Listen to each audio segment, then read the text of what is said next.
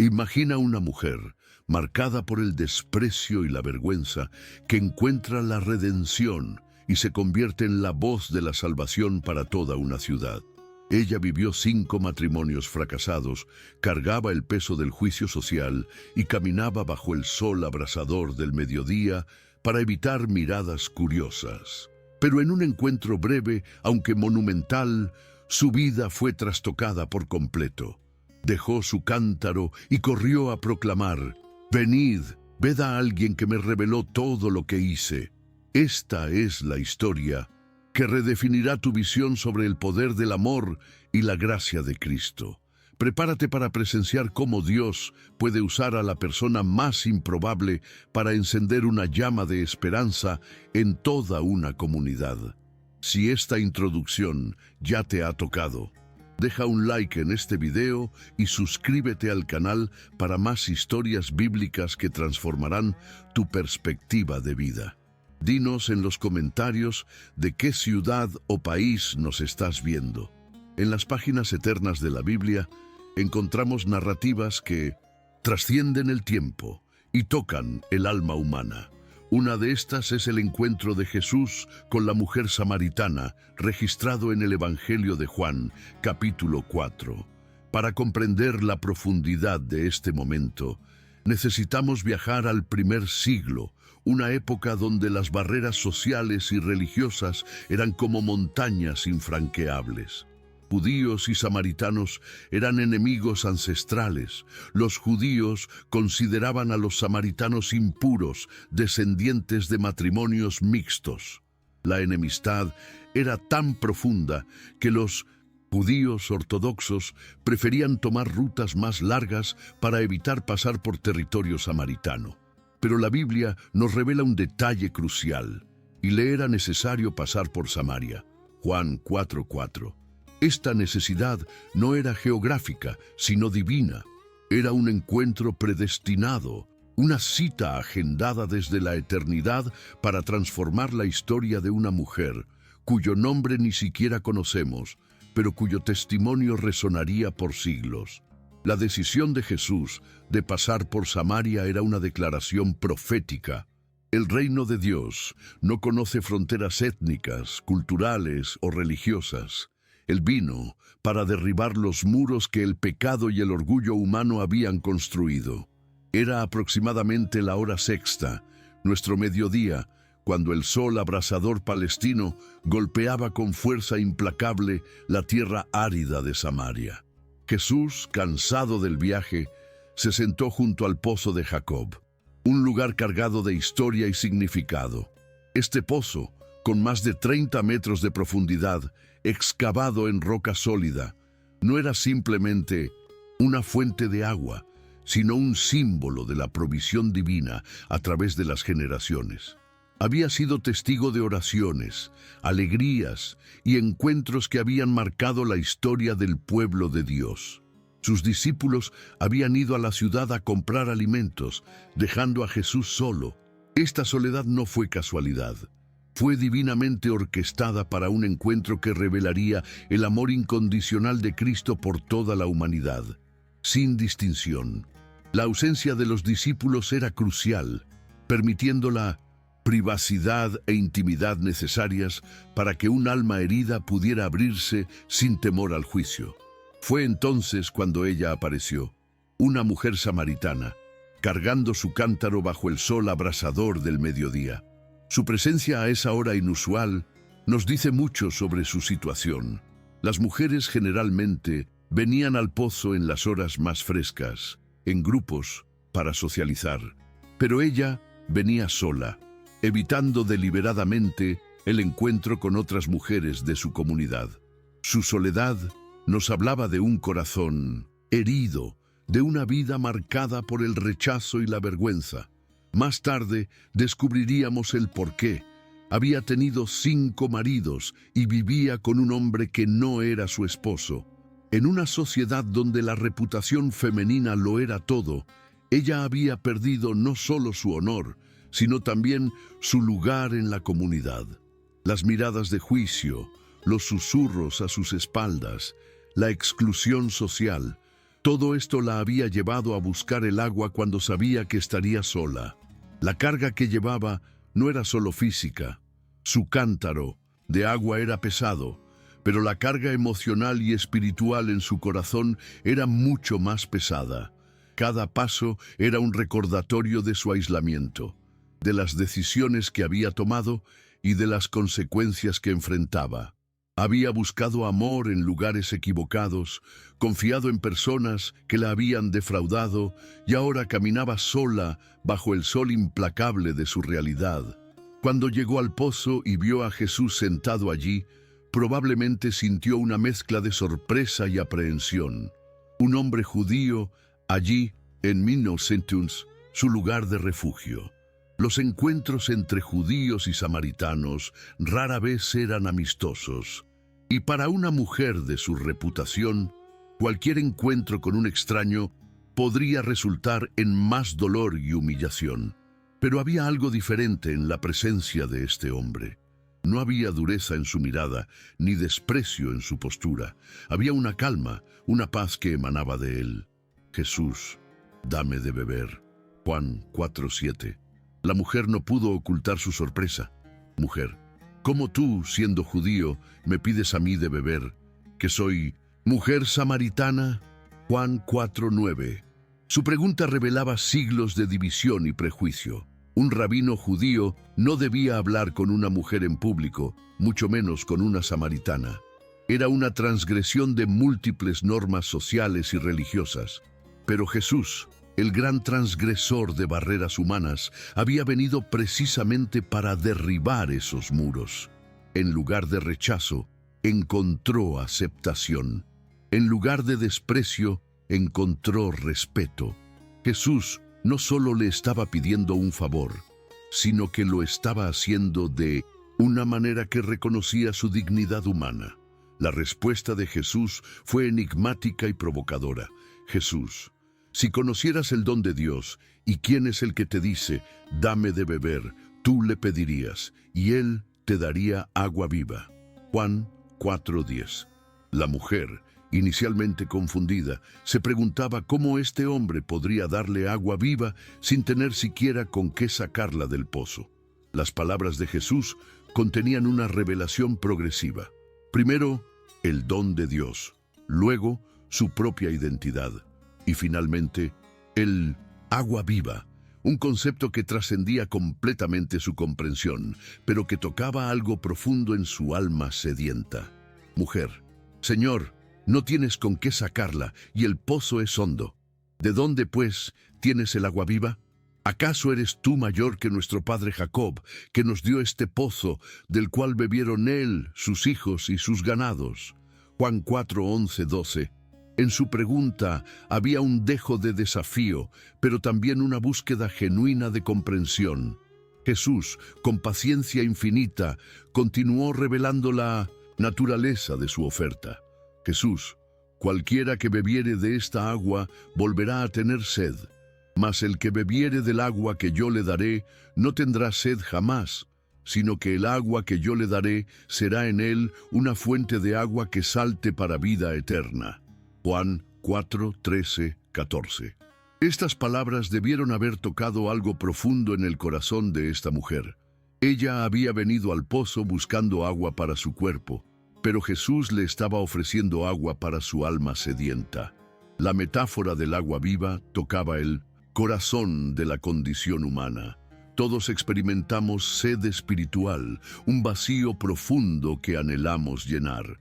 Esta mujer había intentado llenar ese vacío a través de relaciones, pero todas las fuentes humanas resultaron insuficientes, dejándola más vacía y herida.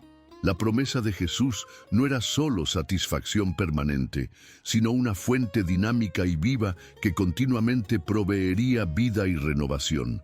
La respuesta de la mujer fue inmediata.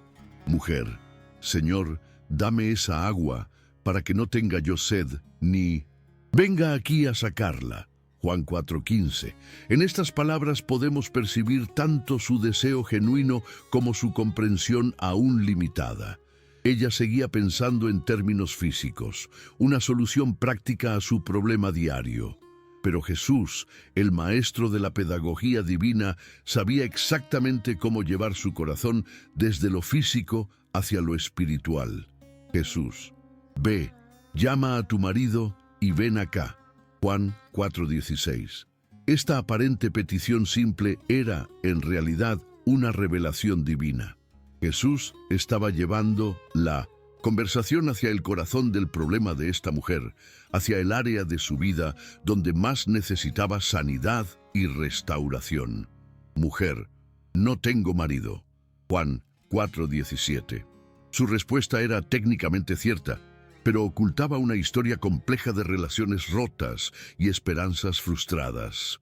Jesús: bien has dicho, no tengo marido, porque 5 maridos has tenido, y el que ahora tienes no es tu marido. Esto has dicho con verdad. Juan 4:17-18. Estas palabras debieron haber impactado profundamente el corazón de esta mujer.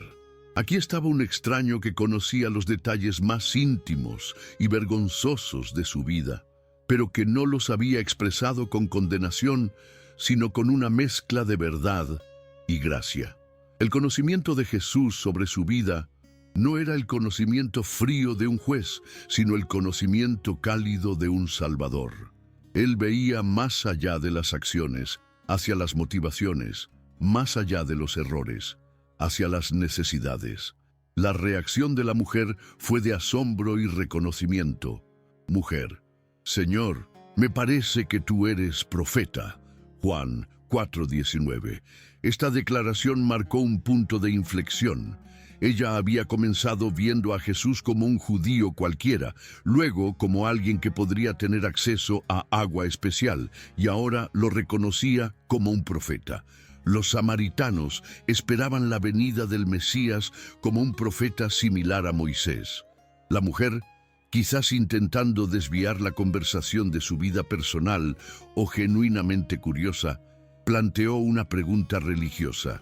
Mujer: nuestros padres adoraron en este monte, y vosotros decís que en Jerusalén es el lugar donde se debe adorar. Juan 4:20. Esta pregunta no era simplemente académica, era el corazón de la división entre las dos comunidades. Jesús entonces ofreció una respuesta revolucionaria y profética. Jesús: mujer, créeme que la hora viene cuando ni en este monte ni en Jerusalén adoraréis al Padre. Vosotros adoráis lo que no sabéis. Nosotros adoramos lo que sabemos, porque la salvación viene de los judíos. Mas la hora viene, y ahora es, cuando los verdaderos adoradores adorarán al Padre en espíritu y en verdad, porque también el Padre tales adoradores busca que le adoren. Dios es espíritu, y los que le adoran en espíritu y en verdad es necesario que adoren. Juan 4:21-24. Jesús no solo estaba resolviendo una disputa religiosa ancestral, sino que estaba anunciando una nueva era de adoración. La adoración verdadera no dependería de la geografía, sino de la condición del corazón. No de rituales externos, sino de una relación genuina con Dios. La mujer, con su esperanza mesiánica, respondió: mujer, sé que ha de venir el Mesías, llamado el Cristo. Cuando Él venga, nos declarará todas las cosas. Juan 4:25. Fue entonces cuando Jesús hizo la declaración más extraordinaria de toda la conversación. Jesús: yo soy el que habla contigo. Juan 4:26. En estas simples palabras, Jesús se reveló como el Mesías esperado. Esta revelación fue aún más notable porque Jesús rara vez se identificaba tan directamente. La elección de revelar su identidad mesiánica a esta mujer samaritana, una persona marginada, es profundamente significativa.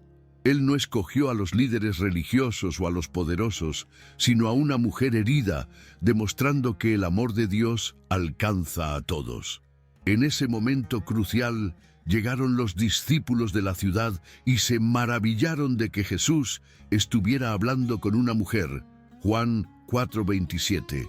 No preguntaron nada, pero su asombro era evidente. La mujer, impactada por la revelación, dejó su cántaro y fue corriendo a la ciudad, Juan 4:28.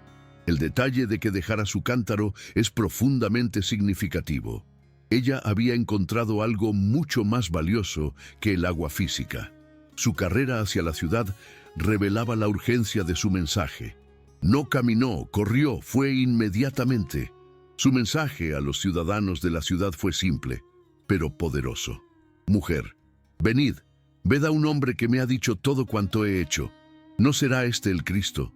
Juan 4:29. Su testimonio no se basaba en elaboradas argumentaciones teológicas, sino en su experiencia personal de haber sido conocida completamente por Jesús y aún así aceptada y amada. Es notable que ella no ocultó su pasado vergonzoso. Su transparencia revelaba la libertad que había encontrado. La respuesta de la gente de la ciudad fue inmediata y extraordinaria. Entonces salieron de la ciudad y vinieron a él. Juan 4:30. El testimonio de una mujer que había sido marginada por su comunidad fue suficiente para despertar la curiosidad de toda una ciudad. Mientras tanto, los discípulos instaban a Jesús a comer, pero él les dijo: Jesús, mi comida es que haga la voluntad del que me envió y que acabe su obra. Juan 4:34. Jesús continuó enseñando a sus discípulos con una lección sobre la cosecha espiritual. Jesús: ¿no decís vosotros, aún faltan 4 meses para que llegue la siega? He aquí os digo, alzad vuestros ojos y mirad los campos, porque ya están blancos para la siega. Y el que siega recibe salario y recoge fruto para vida eterna, para que el que siembra goce juntamente con el que siega. Juan 4:35-36. Los samaritanos que se acercaban representaban esta cosecha espiritual lista para ser recogida. Rogaron a Jesús que se quedara con ellos. Él accedió y permaneció 2 días. Juan 4:40. El resultado de estos 2 días fue extraordinario. Juan: y muchos más creyeron en él por la palabra de él. Juan 4:41. La fe de los samaritanos no se basaba únicamente en el testimonio de la mujer, sino en su propio encuentro con Jesús. Samaritanos, y decían a la mujer: ya no creemos solamente por tu dicho, porque nosotros mismos hemos oído y sabemos que verdaderamente este es el Salvador del mundo, el Cristo. Juan 4:42. Esta declaración era revolucionaria. Los samaritanos habían trascendido las limitaciones étnicas y religiosas para reconocer la universalidad del ministerio de Cristo. Lo vieron no solo como el Mesías de los judíos, sino como el Salvador del mundo. La historia de la mujer samaritana es un testimonio poderoso del poder redentor de Cristo. Ella llegó al pozo quebrantada, rechazada y sedienta. Se fue como una evangelista, llena de gozo y propósito. Esta narrativa nos enseña verdades profundas. Dios busca activamente a aquellos que están perdidos y marginados. Jesús no evitó Samaria, le era necesario hacerlo. Él no espera que vengamos a Él en nuestras propias fuerzas. Él viene a nosotros en nuestro punto de necesidad. Dios conoce todos los detalles de nuestras vidas, pero esto no lo aleja de nosotros. Al contrario, este conocimiento completo es el fundamento de su amor incondicional. Dios no hace acepción de personas. Jesús escogió revelar su identidad mesiánica a una mujer samaritana, rompiendo múltiples barreras. El Evangelio es para todos, sin importar su origen étnico, género o condición social. El encuentro personal con Cristo transforma. La mujer no recibió un conjunto de reglas, sino un encuentro personal que cambió su perspectiva, su identidad y su propósito. El testimonio personal es una herramienta poderosa. Su autenticidad fue más persuasiva que cualquier argumento teológico. La verdadera adoración no se limita a lugares. Es una actitud del corazón que se expresa en espíritu y en verdad. La mujer samaritana representa a todos aquellos que, en algún momento, se han sentido marginados o heridos. Su historia nos recuerda que, no importa cuán profundas sean nuestras heridas o cuán grande sea nuestro fracaso, Dios puede usar nuestras vidas para su gloria. De hecho, a menudo son aquellos que han experimentado la gracia de Dios en las circunstancias más difíciles quienes se convierten en los testimonios más poderosos.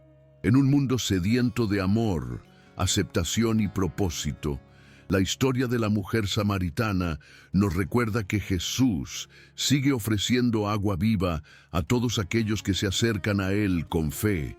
Ella encontró más que agua ese día. Encontró la fuente de vida eterna. Si esta historia ha tocado tu corazón y sientes la sed espiritual que solo Cristo puede satisfacer, te invito a que nos acompañes en este viaje de fe. Suscríbete a nuestro canal para seguir explorando las maravillosas historias de las Escrituras que continúan transformando vidas hoy. Comparte este mensaje con aquellos que, como la mujer samaritana, están buscando agua viva para sus almas sedientas. Hasta el próximo episodio, donde descubriremos más encuentros divinos que cambiaron la historia y que pueden cambiar tu vida también.